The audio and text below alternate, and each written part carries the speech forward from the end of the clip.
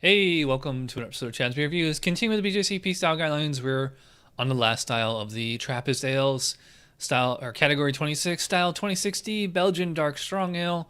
Overall impression: a dark, complex, very strong Belgian ale with a delicious blend of malt richness, dark fruit flavors, and spicy elements. Complex, rich, smooth, and dangerous. Really dangerous. I don't know why they put that on there.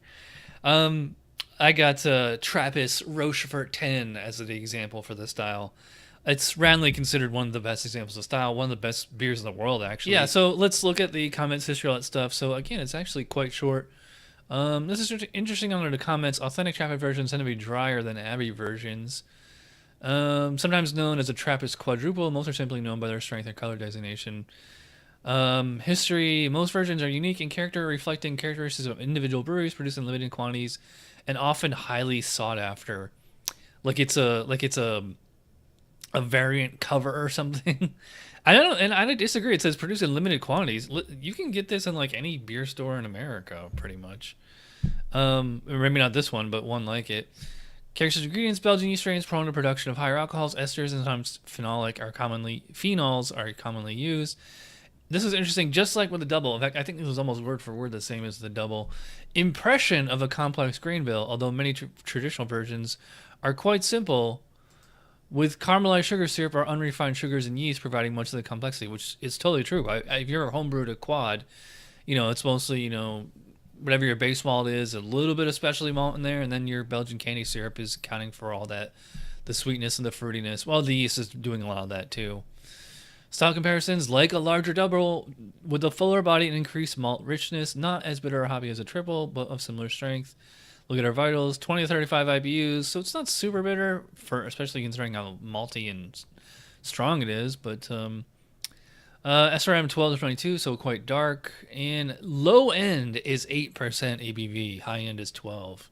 And of course, you got your classic commercial examples there. So, all right, so let's dig in with the Rochefort 10. I haven't had this one in a while. It's very, very sweet smelling. I'm getting like the caramel confectionery kind of thing on here. Chocolate, maybe some toffee. It's almost like an English brown ale or something like that. Um, it does have the classic Belgian yeast character down there, so I'm getting like the fruitiness. I would say the confectionery stuff is like way up here. The fruits are down here. With the double, they were the other way around. Little bit of like an alcohol presence. It's very clean. Nothing, solventy or anything like that. Not picking up specific hops. I mean, maybe they're just something kind of earthy or floral. Maybe spicy. It's actually not really that spicy of a beer. Some quads can be really, really spicy, but this one's very sweet. Aroma: complex with a rich, sweet, malty presence, significant esters and alcohol, and an optional light to moderate spiciness. Okay, yes, they're saying the spiciness is optional, and I'm really. It says light, so yeah, it's quite light. The malt is rich and strong and can have a deep, bready, toasty quality, often with a deep caramel complexity. Okay, yeah, I was right. The fruity esters are strong to moderately low and can contain raisin, plum, dried cherry, fig, or prune notes. I would agree with that. It's saying moderately low. I would agree with that. I mean, yeah, moderately low, I would say. Maybe a little bit more than that. Spicy phenols may be present, but usually have a peppery quality and not clove-like. Yeah, that's true. I am not getting clove here at all. Light vanilla is possible. Yeah, a little bit. Just like that whole confectionery thing there with the caramel. Alcohols are soft, spicy, perfumey, and or rose-like, and are low to moderate in intensity. Totally agree.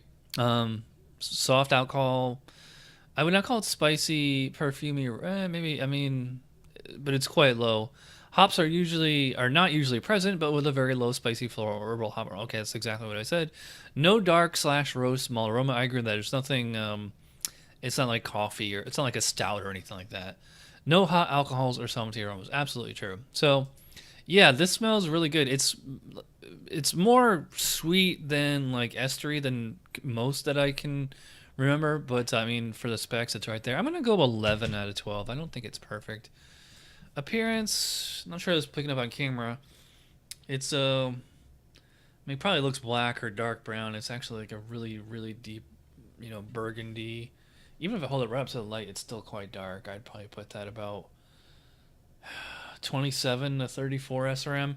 The foam did come up to the rim of the glass, but it's kind of faded since then. We'll see if it sticks around. Check the specs on appearance. Deep amber to deep coppery brown in color. Dark in this context implies more deeply colored than golden, well, obviously. Huge, dense, moussey, persistent, cream to light tan colored head. I will say that the head was huge when I first poured it. Can be clear to somewhat hazy. It's hard to get a read on the clarity. I mean, it's definitely a little hazy, but it's so dark it's hard to tell. Yeah, I mean, I kind of disappointed that foam faded already, but I see no reason not to give it a perfect 3 out of 3 on appearance there. So, flavor, this is the best part. Cheers. Oh, wow. There's a lot going on with this beer. So, like, up front, it was the same as the nose. Like, I was getting those confectionery, the caramel kind of vanilla chocolate kind of thing going. Sweet, but it's not like rich or cloying or anything like that. And then, it hits the apex, starts going down. Then you start getting a lot of spicy phenols. You starting to get the yeast esters. So I'm getting like this fruity bouquet. Your typical raisin, fig, plum, cherry, all that stuff. And consistently spicy, almost. I wouldn't say I wouldn't say clove, but a little bit more like in a peppercorn kind of a thing. And then you get the alcohol. I don't notice it at all until right as it's going down, and it kind of enhances that spiciness. Like it gives it like a quick boost, and like you get a gentle kind of warmth, but it's there. Yeah, now that I'm noticing the alcohol, it's kind of there through the whole thing. It's kind of clearing my sinuses a little. I think it's really adding to the yeast character there. So like it's making the esters, the fruity esters, like really stand out more. It's kind of enhancing the spicy phenolic character. These beers are supposed to be rich and complex. The malt base here, like the actual malt base, is fairly simple. But I think all the flavor, the sweetness, the fruitiness, the spiciness, it's all coming from the yeast and the Belgian candy syrup or whatever caramelized sugar or unrefined sugar that they use in this. Really tasty beer, really interesting beer. Let's see how it compares to the guidelines. Flavor, similar to aroma, same malt, ester, phenol, alcohol, and hop comments apply to flavor as well. Then why even put that in there? Just get rid of that whole sentence. Moderately malty, rich on the palate, which can have a sweet impression if bitterness is low. I would agree with that. Sweet impression, yes, but it's still quite well attenuated. Usually moderately dry to dry finish, although maybe up to moderately sweet. Okay, yeah. It's slightly sweet at first, but then it finishes quite dry. I wouldn't say it's bone dry, but clean dry. Medium low to moderate bitterness. True. I didn't really talk about that. I mean, a lot of the bitterness comes from the phenols. Just that spiciness on it. Not getting any actual hop flavor. There's a tiny little bit there, but it's well balanced. Where'd I go? Medium low to moderate bitterness. Alcohol provides some of the balance of the malt. True. Generally malty rich balance, but can be fairly even with bitterness. Yeah. I wouldn't say the bitterness is equal to the malty richness, but it certainly doesn't come off like a cloying bomb or anything.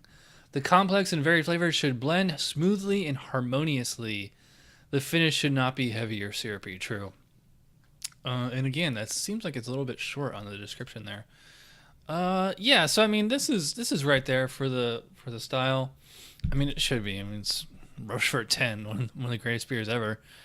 It's not quite blown my mind, but it's there for the specs. I'm thinking 18 or 19. I'm gonna say 18. Being a little stingy today. Mouthfeel, what's going on with that? Probably put about a medium body. It's not like super thick, and the carbonation is fairly high, but it's not like super spastic champagne high. It's actually really smooth, easy to drink. Yeah, the alcohol's there. It's 11.3. I mean, how could it not be? But really smooth. It's not a challenge to drink at all. Very comfortable mouthfeel. So let's see what the specs say about that. Mouthfeel, high carbonation but not sharp, true. Smooth but noticeable alcohol warmth, true. Body can range from medium light to medium full and creamy. I would agree with that. It actually is, like I said, very smooth. Yeah, creamy, yeah. Most are medium body. True. All right. So I think it's perfect on the mouthfeel there. I'm going to go full 5 out of 5. Overall impression, yeah, I mean, you got to give this a 10. It's a Rochefort 10. That's where the 10 comes from. That's a total score of 47 out of 50. I mean, it's almost a perfect beer. I don't know what the perfect cellaring range is on this, if it's fresh off the bottling line or if it's a couple years down the road, but this one's pretty darn close. All right, so there you go. 10 out of 10 for Trappistes Rochefort 10. 47 out of 50. All right, so thanks for watching. I will see you guys next time. Cheers.